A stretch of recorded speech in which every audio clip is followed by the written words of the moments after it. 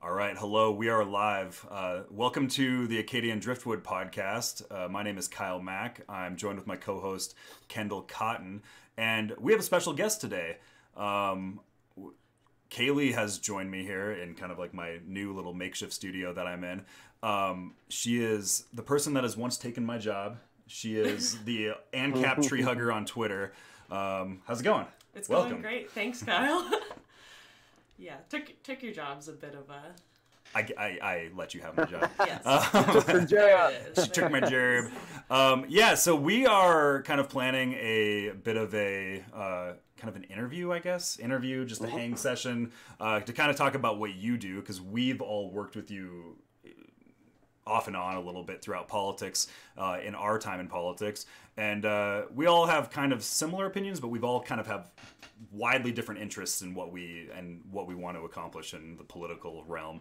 So yeah, why don't you tell us a little bit about yourself? Yeah, okay, so hey everyone. Like Kyle said, my name is Kaleigh Cunningham. You can find me on Twitter, IG, FB, all of the above. And yeah, so I am currently working at a nonprofit called the American Conservation Coalition. We also have a campus chapter called ACC Campus, and our mission is to kind of revive the environmental conversation and find some real common sense solutions to a lot of the problems we're seeing, including climate change. And we're doing that by bringing young conservatives back into the conversation. So a lot of times young people in the conservative movement, not even in just environmentalism, feel really displaced on their campus, feel alone, isolated in their political beliefs.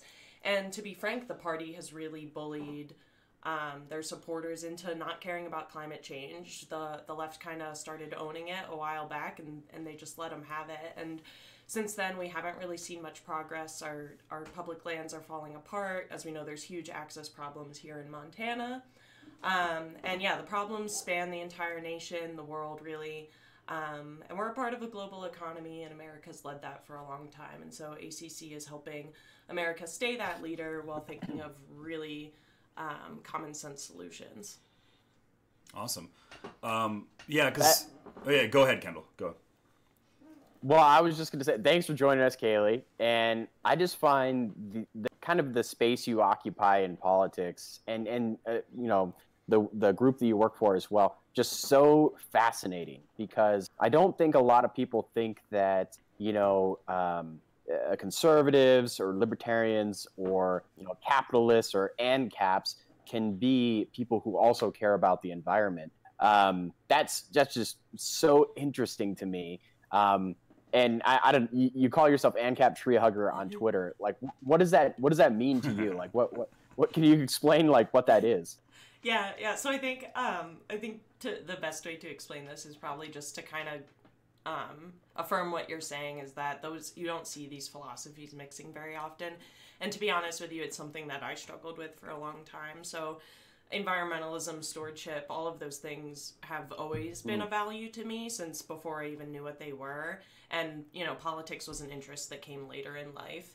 And, you know, as I've found more and more what my beliefs were with, you know, believing that the things that anarchists do, that individuals know what's best for themselves, etc. Yeah, Kyle can go into it pretty well. Yeah, you start to see that gap there pretty clearly, that really the only person acting right now, or entity rather, acting in the environmental sphere is the federal government. And so that's you know, that's the easy solution, and that's what everyone sees. The EPA was created back in the 70s, and so it's been around for most people's lives.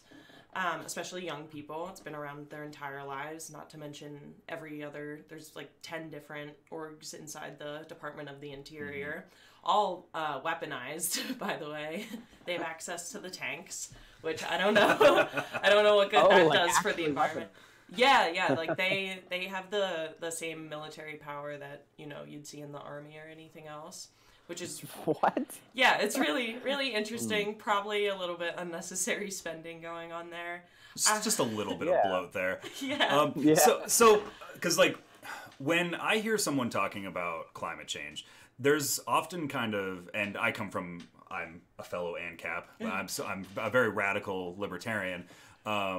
I often kind of feel that stigma a little bit around climate change, where like I'm kind of just like, okay, what are you trying to use this for to justify your like gross government spending type of a thing? That's exactly what it is the environment's been politicized, and it shouldn't be an environmental issue at all. And this is where I think this is how I, as the time like a hardcore big L libertarian, found out that these two things can go together, is that the air we're breathing and the water we're drinking belongs to all of us. And so, you know, if you believe in the nap, that like by dirtying those things, by making them a poorer quality, you are violating the nap and you are harming everyone on this There's a planet. violation of property rights that exists in Yeah, there. negative And externalities. a quality of life. Yeah. Yeah. And what are we guaranteed? Life, right? That's the first one they write down. You Yeah. know?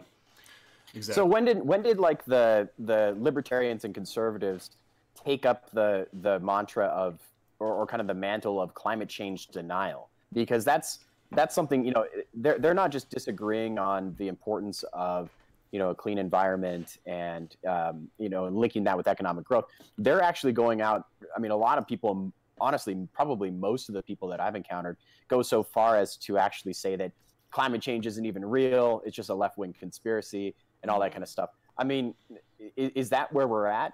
Is that your guys' experience too? Yeah, so I think that's a lot of the reason that the organization I'm involved in was founded, is because we are just fed up with the way the Republicans have treated it. So while I don't have anything I can specifically cite, I 100% believe that, you know, the left realized this was an issue and decided to address it, and their base got excited about it, as they should. And that was the best that the other side could come up with, was let's just deny this completely. Do you have any theory on why it's become a left-wing issue rather than a right-wing issue? Like, why did the left take it up under like its mantle so heavily? Yeah. I would think it's because of the ease of, you know, you sign a bill, you have $1 million in funding. Yeah, you know, it's easy to have like a state solution for it. Right. Yeah, and I think makes sense. like most things, that the other solutions are harder and involve a lot of work and cooperation from a lot of different people. And it's really easy to say, "Hey, Washington, do something about it." I mean, we were dumping trash into a river because, which a thing we'll get to probably is property rights, because no one said, "Hey, don't dump in my river," and that's when Nixon created the EPA. Yeah. That's right. I think it comes to from. I think the left is obviously a lot more open to kind of collectivism and this idea that there's a shared responsibility and kind of everybody is in it together. And so I think that mentality and kind of that foundation lends itself to this idea that, you know, the world's being polluted and we're all responsible for it. So I think that logical leap was really easy for the left to make. And then I think the right is much more focused on like individual autonomy and allowing people to be left alone and do what they want. And I don't think that there's as quick of a logical leap, or at least there hasn't been so far, for that kind of logic to play out. Yeah, and I think a lot of the momentum from the left came at the same time where the Republican Party was holding true to being fiscal conservatives a little bit better than they are now. And so it's really easy to, you know, get your base riled up and say, hey, we just, you know, we missed, you know, however much in taxes that would have came with that. Well, and you also have just gross overreach from organizations like the EPA that is harmful for businesses and things like that, which is something that's usually a Republican issue.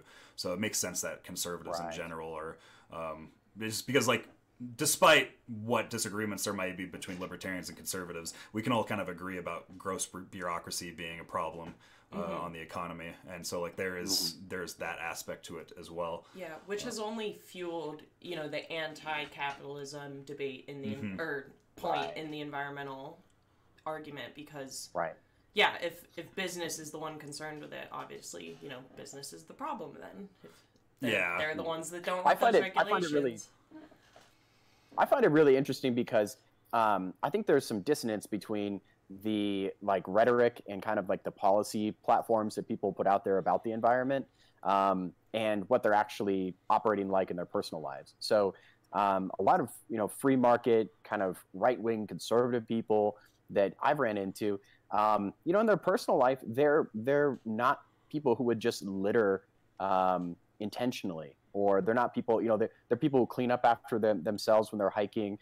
They care about the environment. They value kind of the pristine beauty of our public lands and that sort of thing. But in their rhetoric, it seems like they almost disregard that completely, and they move into like actual glorification of people who are, polluting rivers and these oil barons, and kind of the conception of capitalists that everybody has in their minds. I think that's really, really interesting. Do you guys feel like, has the right kind of earned that stigma of the oil barons and the polluters? Well, I think it's been proven, at least in recent news, that people of both parties are involved in the oil industry.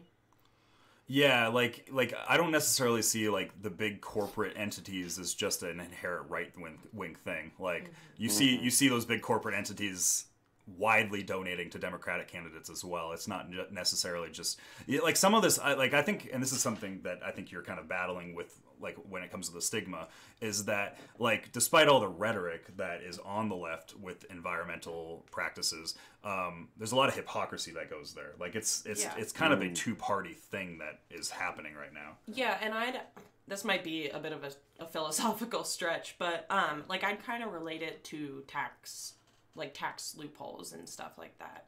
So like there's a ton of people that want to, revamp the tax system, make it super easy, very low taxes, and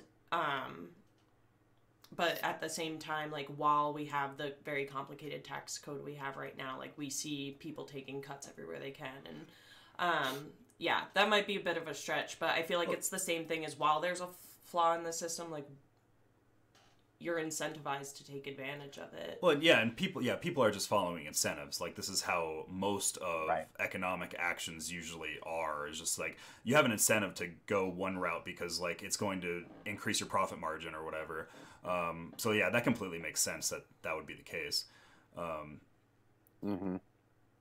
Yeah, I feel like I don't think that the right has done a good job about lifting up stories about how technology and economic growth and innovation on that's a direct result from capitalism and our capitalist system has contributed to a cleaner environment and just a better environment in general. I think that's an untold story.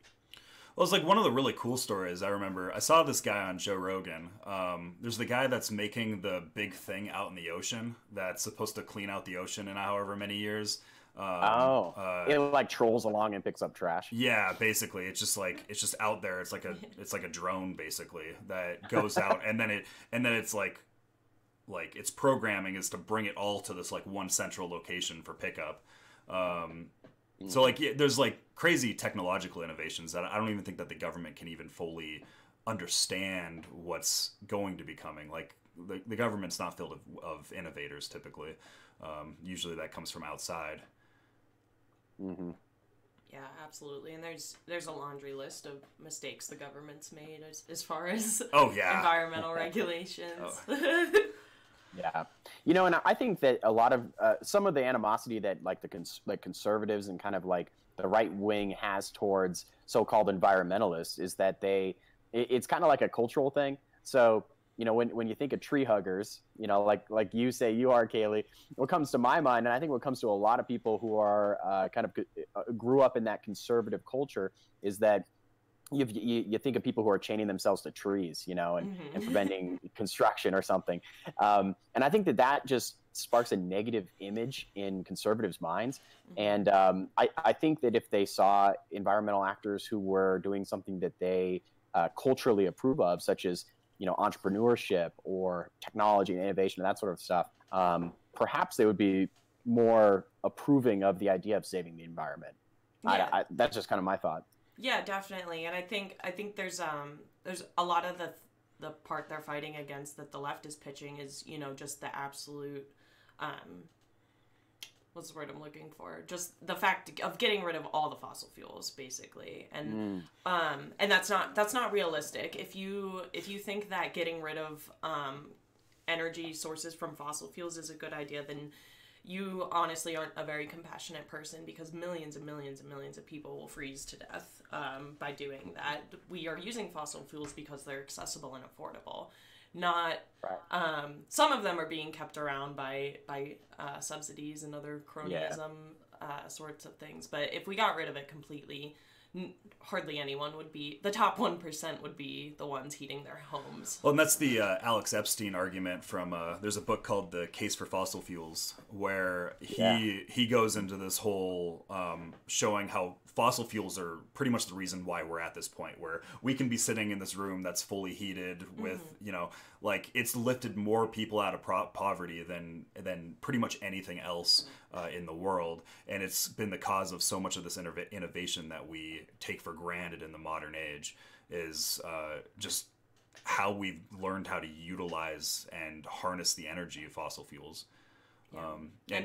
And as it stands right now, if, like, say that did happen, we would have to resort to wood because we don't have enough from, you know... And then we would deforest everything, right? Yes, 100%. Yeah, we would literally have to deforest the planet if we got rid of using fossil fuels right now. Not saying, like, wind and energy and all that is up. One thing I'd be really curious about is what's going on behind the scenes in politics with nuclear. Because it's incredibly safe. It's the cleanest energy source there is.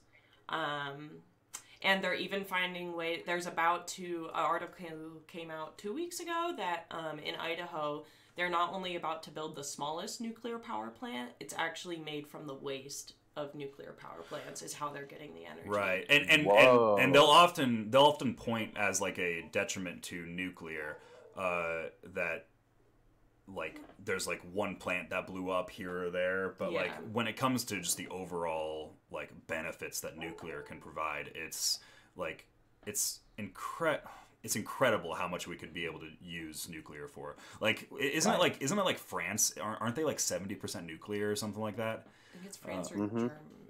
Germany might be too. Big Europe. Yeah, it's one of the major European countries that they've gone pretty much almost entirely nuclear at this point. And I think I read something that, I think it, honestly, actually, maybe this might be wind, but, like, wind can be great if it's put in the right place, which is another thing that the feds might not know. Like, I think it was 2011, wind was like 90% of subsidies and 7% of energy production. Yet in, I believe it's Denmark, like, they have so much energy that they're giving it to other countries and selling it for it's just a matter of where you're doing it. And also technology's gotten better. Right. And that's another big problem about government control in the environment is the knowledge problem. So we get there's like a ton of scare stories. You have like Bernie Sanders, AOC talking about. Can we talk about the new Green Deal? Yeah, sure. We can talk about, because like, but just to kind of preface it, and this is why I often have just kind of that stigma with skepticism here and there, because like I've read about the global cooling scares in the 70s, and a lot of the scientists are still the same scientists today talking about things that are going on in global warming. And then you have people like Bernie Sanders or AOC talking about in 10 years we're going to have so much sea level rise, and New York's going to be underwater. It'll be uninhabitable for our grandchildren. All these scare stories, right? Yeah. That are just used. It just so happens that it justifies trillions of dollars of state intervention. Just so happens, and justifies all of their ideology. How do you? Yeah, because we have the Green Deal that's kind of come up.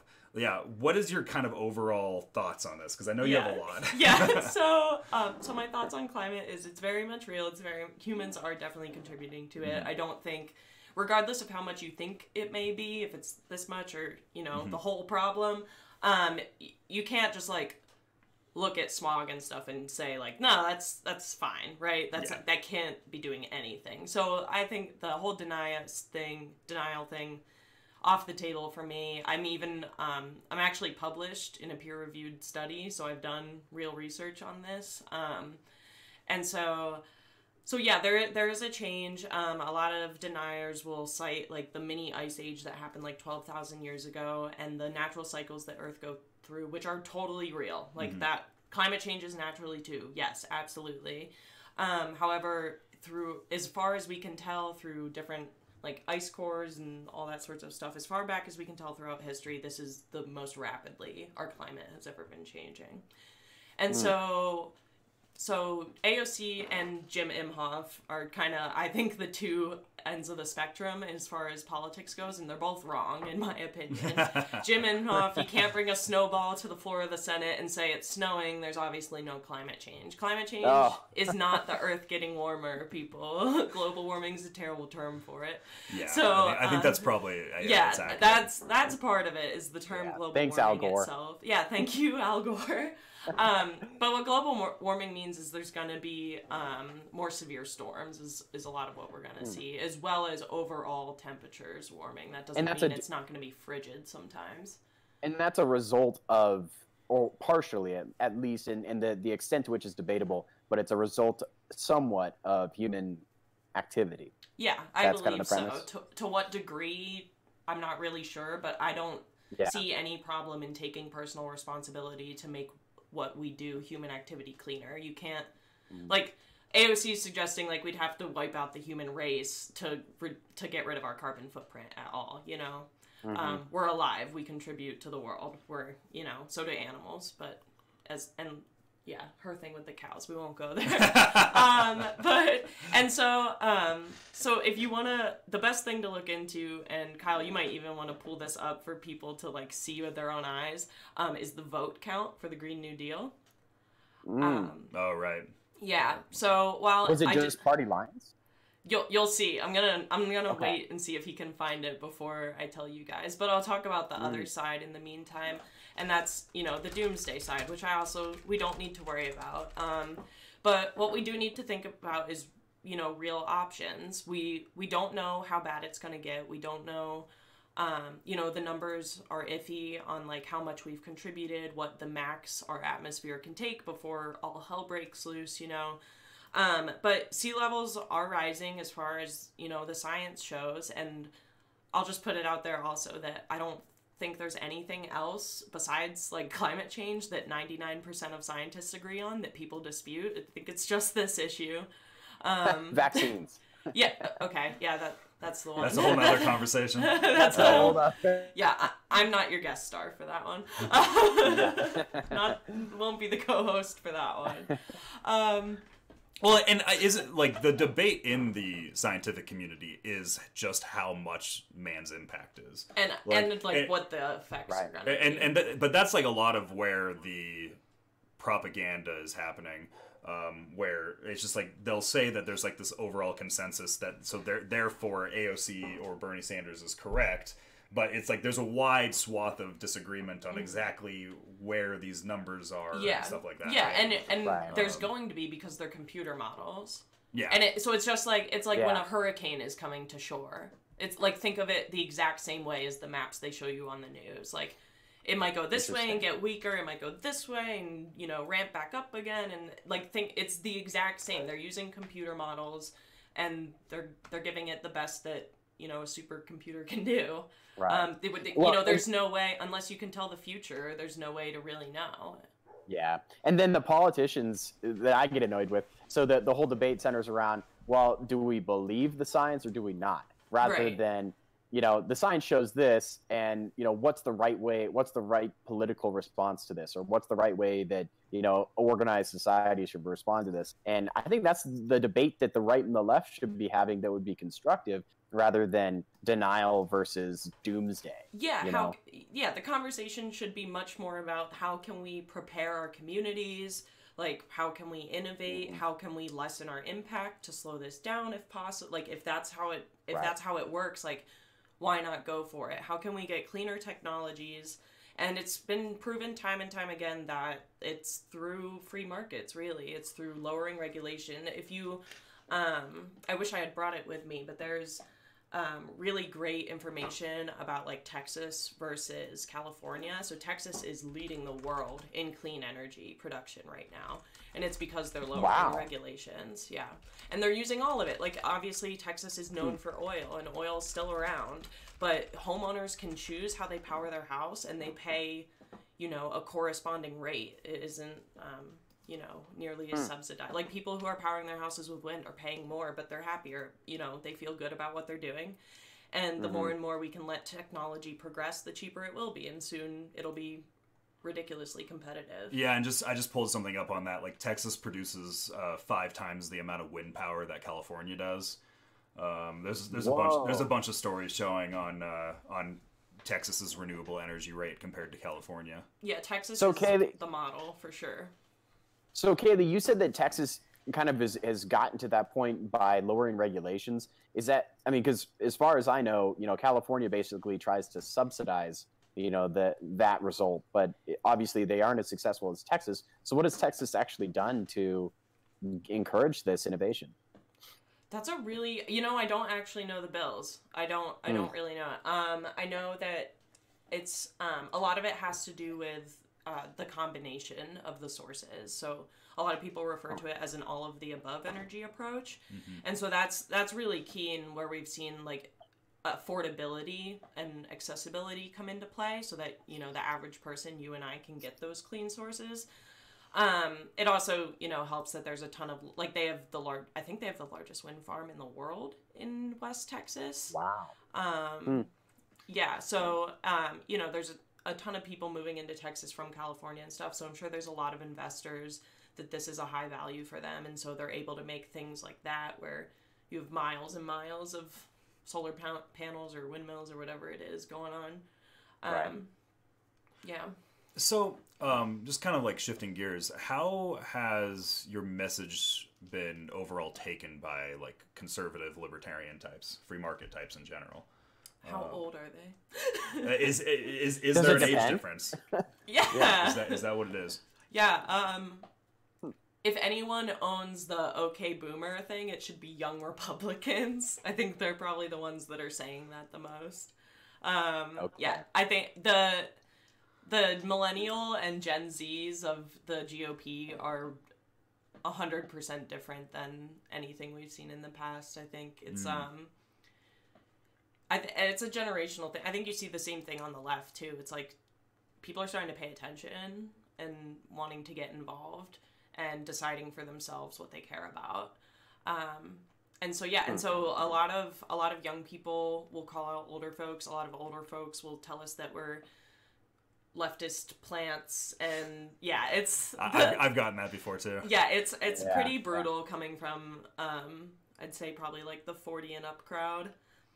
It's probably what you'd expect. It's what you've been seeing in the news for the last decade. It's the usual generational divide. It's just it's on different issues every time, but there's always that. Well, what's wild to me is that, you know, Kaleigh and it seems like ACC really embody the right wing, you know, kind of classical liberal ethos of, you know, leave people alone and let innovation and technological advancement solve these environmental issues and get government out of the way to do that. That really seems like a, you know, that classic conservative message, or at least what used to be. And it's just so sad that there's opposition to that from, you know, older members of that crowd. Yeah, and you know what? And I think it's really funny because I'm sure very soon here you're going to see a shift.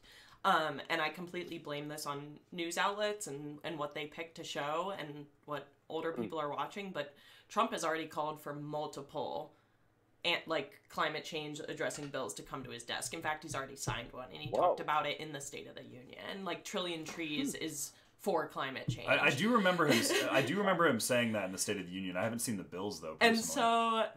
And so if all these people calling us out, telling us that we can't possibly be real conservatives because of our environmental beliefs, if they just, I guess, listened or found out that he signed one of those bills, they'd probably change their minds pretty quick. You'd probably agree. Well, yeah, and the corporate press is going to be selective on what they actually present to you on that stuff. So yeah, and he just called for one to come to his desk to fund national parks. There's been a $20 billion backlog there for God knows how long. So he just called for funding of that, which we haven't seen ever. Yeah. So he's very he hears the base, I guess, is what we're getting at. Is he knows there's the Land Water Conservation Fund is another one I think I've heard of. Yeah. Well, and that was the thing that recently our senator Steve Daines just signed on to, right? Wasn't that for that? He's a part of that. He's a part of the Parks one too. Yeah. Yeah. I think the Parks one was with Gardner out of Colorado, and the land water one I think was with a Californian senator. Mm-hmm. Right. Yeah, that's. I mean, I just think that in a world of identity politics, I think it becomes harder to be or for people to accept being a libertarian or a conservative, and also somebody who cares about the environment. I think that that's something very hard to accept when you're seeing the world through collective identities. You know, and so when you go out in the world and you say, "Hey, I'm an ANCAP tree hugger," I think it just blows people's minds, and they don't know how to accept that. Yep, that's what I'm after. Yeah, because I'm pretty sure, like, if you tell somebody that you're an anarchist, like, their natural inclination is that I hate everything. You just want everything to completely burn to the ground, and you just want sheer chaos. And, yes, which children completely goes against the philosophy, but whatever.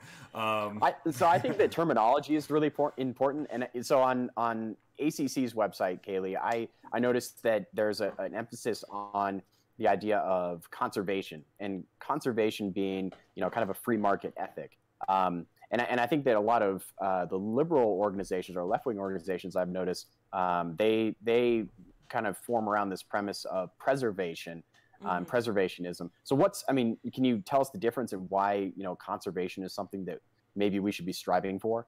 Yeah, so I think conservation is more of an active, kind of hands-on approach to caring for the environment. And actually, the best person I've ever seen define those two things is Holly Fretwell of PERC, Property and Environment Research Center. So they're the experts, viewers. They're awesome. Check out perc.org. Seriously, read everything on it if you have time.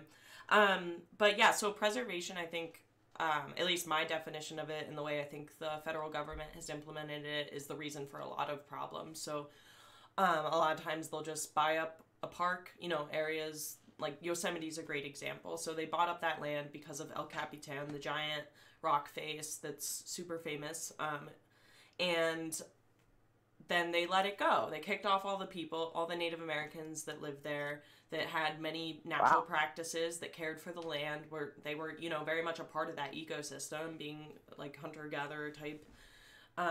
And literally the rock got grown over. So the very reason they bought, you know, however much money they paid, how much of our money they used to get that land, then that area wasn't anything like they wanted it to be before. And so preservation is a lot of just like, okay, this is mine now, and we get to call it ours. And from what we've seen, they've done very minimal things to understand what was going on in those areas beforehand.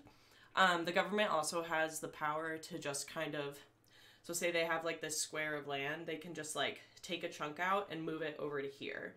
And so what they're basically doing is buying like square mileage. So if they're like, this part got too gross and we don't want to take care of it, they'll just like sell it and then take a different area. So sometimes you will actually see, like, if you look at maps of the national parks, some of them have changed shapes over the years. And so that's what they do. They'll find something new. They'll be like, oh, I want that. And they'll just carve out something ugly from what they had before and take the pretty thing. Mm-hmm. So what's conservation? And a lot of times it's people's property nowadays. Wow, that's... Right. And so that's amazing, really. Yeah, that's amazing. Yeah. There are books that explain that a lot better than I just did, but it's messed up and it shouldn't be a thing. So I think conservation is an active, hands-on approach to caring for the environment. So if you talk to most recreationists, they'll tell you that they would love to spend a little bit of money to have, you know, the trails in pristine condition. A big problem that I think is something we need to address politically, that most people will tell you about is one of the biggest problems, is the fact that when you're paying a fee to get into Yellowstone or any sort of state or national park, only 80%, not all of that money, is going to the park, and then they have zero say on how they get to spend that 80%. So while like a road may need to be fixed, they're going to say, well, you get a new toilet this year, or, you know, what have you. And that's dictated by the federal government or the bureaucracy. Yeah. Okay. Yeah, and so a person maybe comes out like once a year from DC to check to like go through the park, and yeah, so the people on the ground here who see their problems every day don't have the power to address them, which is a big problem. And all those people who apply to be park rangers are doing it because they think it's going to be, the best thing they've ever done, and it's their passion and being out in nature, and they want to help it, and we don't get to let those people do what they came to do. Yeah, I have a friend that was in that exact situation, went to be a park guy, and just completely realized what a mess the bureaucratic nightmare it is in actually being able to fix the stuff that needs to be fixed. Oh yeah. I don't think it's just in the parks either. I mean, this is something, I grew up in the logging community, and this is something I see with, the working class, especially in Montana, who, their jobs revolve around natural resource development and, logging and timber management, and that sort of thing. And, all these folks, they don't want to just cut down trees. They want a healthy and pristine forest, and they feel bad when they drive by sections of Forest Service land that is just full of beetle kill and is just a tinderbox for the next fire. And they would rather contribute what they know how to do to making a better forest and a more healthy, sustainable forest. And I don't think that that's something that people from cities may understand, is that there's that motivation for conservation from a lot of these people who work in mines and logging in those industries. Yeah, no, that's completely it. And like personally, being someone who, like, me and my parents were born on the East Coast. My dad moved out to Idaho when I was 5 or something. And so like up until a few years ago when I really moved to Montana, I've split my time between the West and the East, but there's so much you just can't understand about Western life and what it's like to like be a part of the outdoors and contribute to it. Most people are, if they're not in a city, they're very close to one, and probably the most wilderness around them is like farmland, or that's where I grew up at least. And so you're completely right there. Did you find those numbers, by the way, for the vote? The Green New Deal? Yeah. Well, I saw one that was 57-0. Yep. There was a measure that failed 57-0. With all Republicans. Was that an amendment? It was blocking a resolution. So all Republicans and 4 Democrats blocked the resolution, and then 43 Democrats just didn't vote. Yep. So wait, 57. What are we talking about here? This is the House of Representatives? This is the Senate. So what we're saying is all Republicans and a few Democrats voted no, and the rest of the Democrats just didn't vote for it. So not even the Democrats thought it was a good idea. It was 100% a political stunt. And like, if that just doesn't prove just that there's so many people involved in the environment right now that don't actually care about it, and that's a huge problem. Well, and it also shows some masterful politicking on Cocaine Mitch. On Cocaine Mitch side, where he's just like, yeah, let's vote on it. Let's see what you guys are all about. Get you on record. Yeah, it shows something very interesting there. Yeah, you can appreciate that. I definitely can. But I do think that, I really think that groups like ACC and Kaleigh, I think all the work you've been doing are so important, because we should be having a dialogue about this stuff, and it's been too politicized for too long, and the debate has been deny or doomsday, and I think we really need to have a dialogue about, how do we serve the environment, and how do we contribute to growing the economy and keeping our environment clean? So I think that that's a debate that needs to be had. Yep, 100%. And then I don't know how soon, but there's a huge consumers need to share their responsibility too. Like we mentioned corporations a while back, and really, if we want to see corporations change, consumers need to demand it. And we're seeing tons of huge companies switching over, making their buildings more green, their products, the way they produce.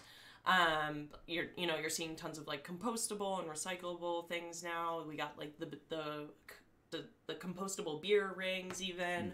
And then it's awesome inventions like the thing that just swims around and picks up trash. And so really it's consumers, if they started paying attention more, we could have a huge impact too on what most people blame it on, which is, corporate pollution.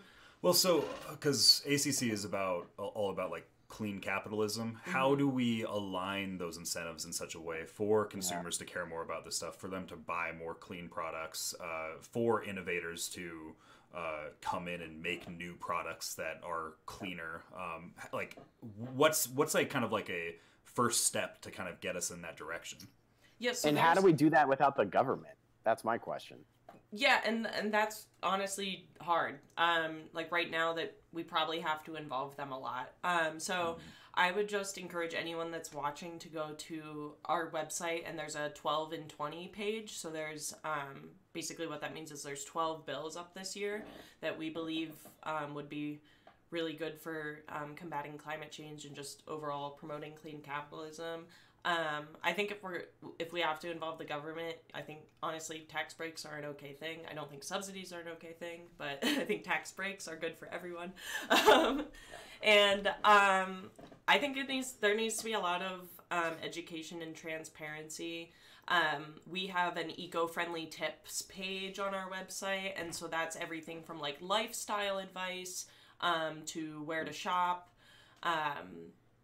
So little things like that. I just try to be creative. Like, I don't like to throw out like pasta sauce bottles or like the big yogurt containers and stuff. Like one that's free Tupperware because you already bought the thing. And every little bit helps. Personal responsibility is a great thing. And also buying products that, don't ever use styrofoam, first of all. Styrofoam's the worst. But like go to the aisle where you can like scoop things out, instead of buying a big jar of something or Well, and a lot of the stuff kind of comes down to cultural norms, right? Like you're not going to just, ban all plastic straws, like, Oh, really funny actually about that sort of thing. In North Carolina, my friend Nick lives in one of the Carolinas, and in his city, they banned plastic bags, so it wasn't a burden for people. They replaced them with the cloth bags. It doesn't help any if people don't remember to bring them back. So they're literally they're spending more money just making cloth bags because they have to give away just as many bags. The burlap corporations love that. They're loving it. It's a great little boost in their stock. I think that's the biggest criticism of a lot of some of the kind of cultural movements of the left is that I think that there's a very persuasive argument to be made that the policies that they put forward on the table so far, like banning plastic straws or bags, leave behind poor people and people who can't afford to make that change. And a lot of the liberals pushing this, and the classic Hollywood conservative types, are coming from a place of, to use a liberal term, privilege. And I think that that's definitely something that resonates with people who feel forgotten by a lot of these policies. And a lot of it's just virtue signaling, right? Like, you have all these people that are just like, oh, I'm doing all this stuff as my duty to, save the environment, save this privileged class, whatever. But, like, when it actually comes down to it, most of these people aren't actually walking the walk. And I think that's where a lot of conservatives and libertarians oftentimes will kind of spot that hypocrisy and just be like, oh, this whole thing's just kind of like a load of BS. But, like, it's not necessarily just a load of BS, but, like, they see that hypocrisy and just, like, they kind of all of a sudden blind themselves to some of the actual issues that are going on because of it. Right. And, like, not to, sound like a Trigglypuff or whatever, but, like, if you're caring about the environment, like, honestly, you're privileged. And, like, not in a bad way, but, like, it's a rich people issue, really. And, while, like, most people are living paycheck to paycheck, like, we're still relatively rich for the rest of the world. And like, you got to keep in mind that America right now is emitting about 15% of the world's pollution. And while that's not great, I would much rather it, be closer to like 5%, which is like our actual population share. Like, that's really great, and it's a lot better than what probably most people think. And we have to remember that we went through our industrial revolution. We took 200 years to get to this space where we can care about battery-powered cars and whatnot. And so there are millions of people in India who literally are heating their home from their own fecal matter and breathing in awful things, and they're going to die at a very, very, very young age and have just a horrible time basically the whole way through. And for us to say, like, you don't get to have your industrial revolution, you have to meet us at these standards right now, like, that is inhuman. That is not compassionate at all. And that's something we need to keep in mind, that the rest of the world needs time to progress the same amount, like, just as we did. That's such a good point. Yeah, no, that's such a good point, because, like, we're at a point where, like, hunger and survival isn't really something that we worry as much about anymore. Like 100 years ago, like, people were still living on, like, you know, a lot of people were still living on like $1 a day. But now we have so much wealth right now where we can actually take the time to just be like, oh, you know, some of these issues, like trying to make the environment like prettier, try to make it cleaner, all that stuff. Like, we can actually be concerned about that, because like most people aren't struggling to put out food on the table, at least to a large degree. Like, there's still people that live paycheck to paycheck, but like, it's not as big of a problem as before. So like, when you say it's kind of like a rich person issue, it kind of is, but like, we're wealthier than ever right now on average. And like, some of these places, like, you know, Africa, India, China's kind of just coming out of their industrial like revolution right now.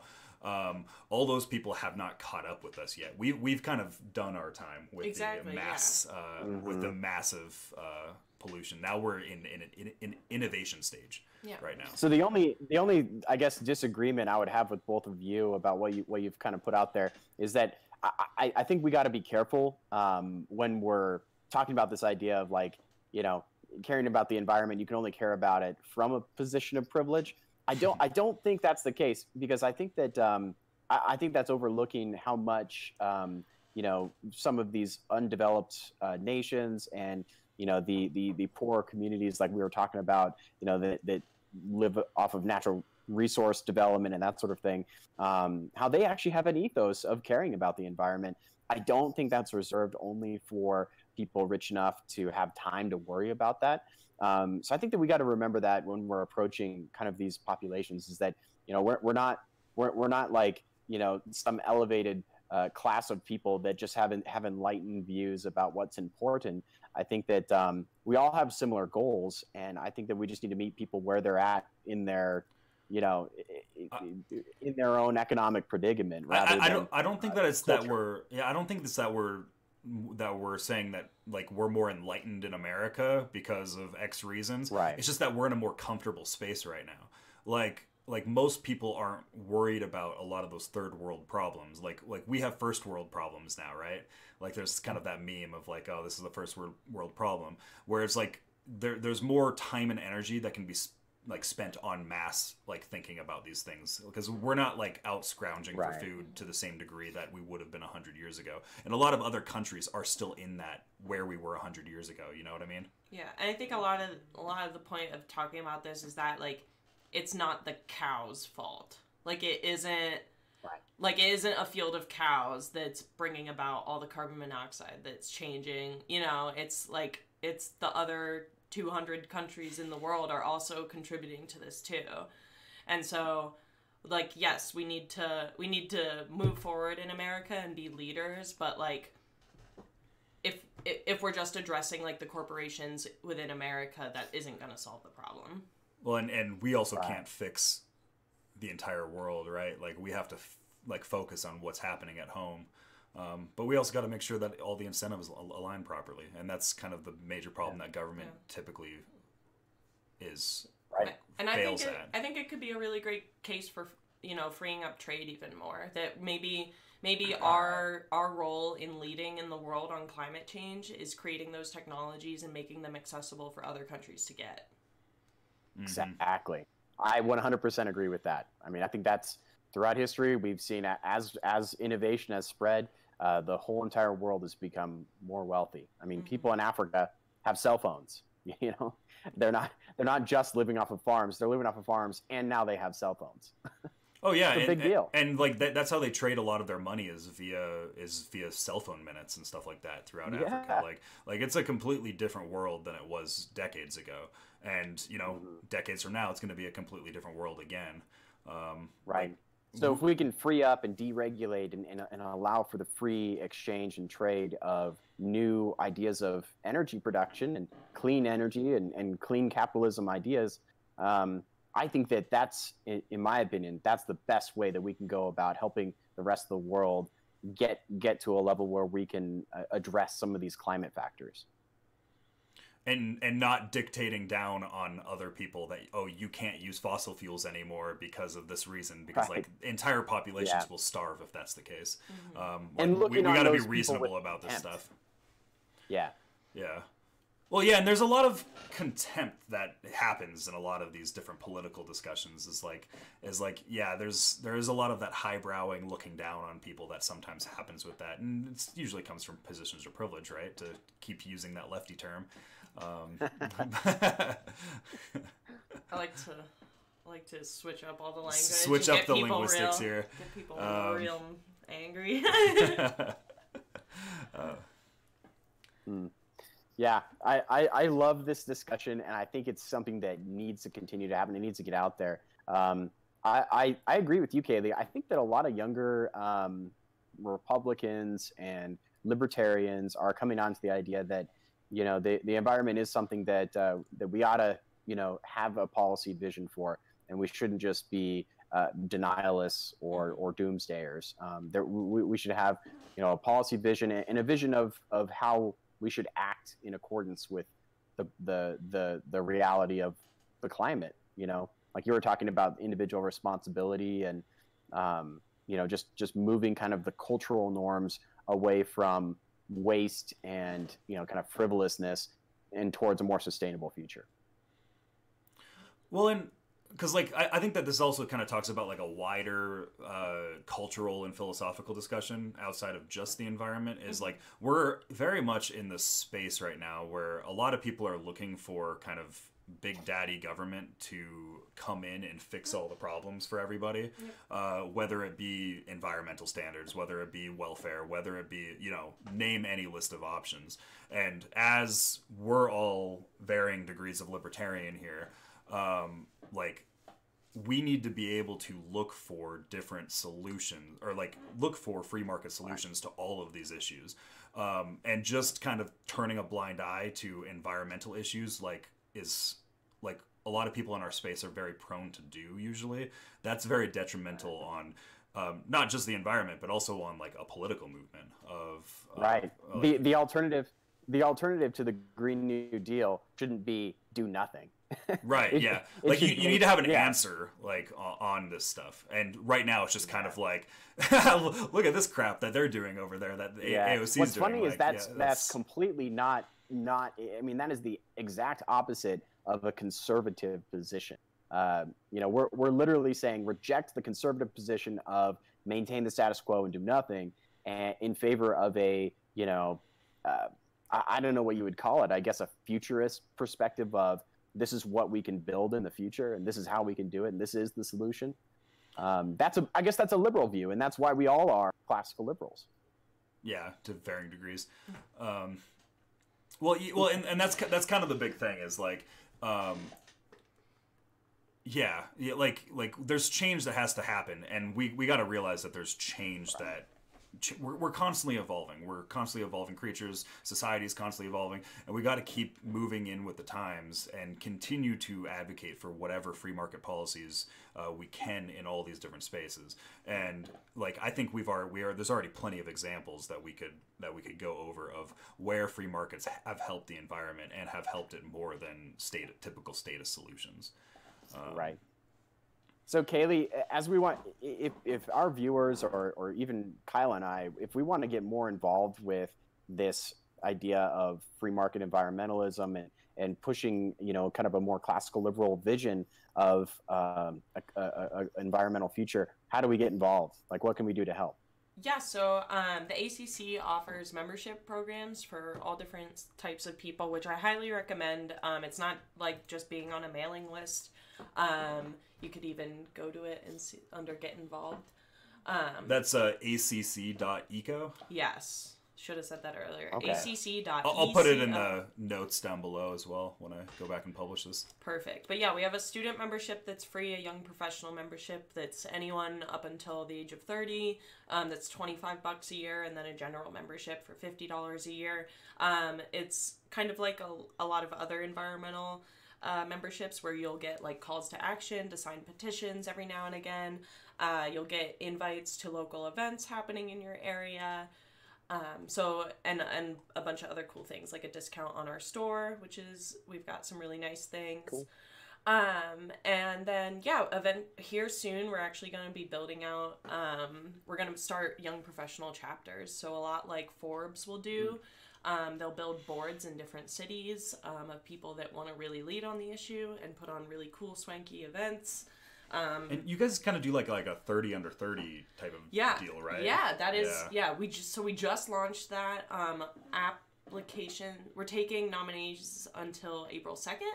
So if you know someone who is under the age of 30 who has really made an impact on the environment, doesn't matter what their, political leanings are, whether they're a politician, they work at a think tank, they're just an activist, what have you. We're taking nominations on that portal, which you can also find on our website. And yeah, if you are a student, we have a lot of fun options like organizing cleanups, bringing speakers, such as our president Benji, or a local aligned politician, or even we're friends with people like Dan Crenshaw, the CEO of Starbucks, all sorts of different people we can bring to your campus and help you start the conversation. Awesome. So I think we're kind of getting to that hour mark right now. Is there any last minute stuff that we want to kind of discuss before we close this thing out? Anything I guess that's my on your question for mind, Kaleigh. I have a question for Kaleigh. So should we be optimistic? Are you optimistic, since you're at the center of the environmental movement? Are you optimistic that the right and the conservatives and Republicans are going to come over to this message and embrace it? Yeah, 100%. We're seeing more and more people every day that want to get involved with us. I think there's a lot of right-wing politicians that just really haven't thought about it before, that honestly are probably going to need some help, both from hearing from their base and, people involved in politics as well. Just because it's, it's not something that the party had to care about before, and it very quickly is. One more thing I'll plug for on our website is we did a study, and it showed that the majority of young people are only going to be voting for Republicans who believe in climate change and are doing things to address it. Interesting. So that it is a very interesting study. Yeah, that's. Mm-hmm. And so yeah, I know, having come from a political background, I know that young voters aren't exactly the focus of politicians, but the base is growing. Every year people are turning 18. So. Well, it seems like, because all of us in the past have done some amount of work with like college students and stuff like that, and to some extent high school students when it comes to politics, and it feels like to me that right now there's way more energy coming in with like young kids at 18, 19 that are wanting to get more politically involved. I don't know what it is. I don't know if it's just like something about this era that we live in, where everything's kind of like a reality TV show a little bit, whereas there seems to be just like a lot more energy that's coming lately. So like it's fascinating to hear that like climate related issues are so at the forefront in that mindset. I guess it's just because like they have to spend another 80 years on this planet, so they're worried about what it's going to look like. Exactly. Yeah. Yeah. Well, and I think they get frustrated with the left and their doomsday talking points and not having an answer. And I think it's time that we start coming together and getting behind solutions that are liberal and that are oriented towards property rights and free markets. Yeah, and we didn't even talk about Greta Thunberg. We should have gone there. There's a lot of, like, speaking of doomsday scenarios, There's an anti-Greta now, too. I saw that. There's an anti-Greta now that's, like, on the conservative end of things. Yeah, so, well, anyways, I guess that's kind of all the time that we have right now for this. This has been Acadian Driftwood. We're still kind of new and upcoming podcast. Thank you, Kaleigh, for kind of being a guinea pig as we kind of tested out bringing somebody else on here. Anytime. You can follow her at Kaleigh May on Twitter. She goes by the ANCAP Tree Hugger.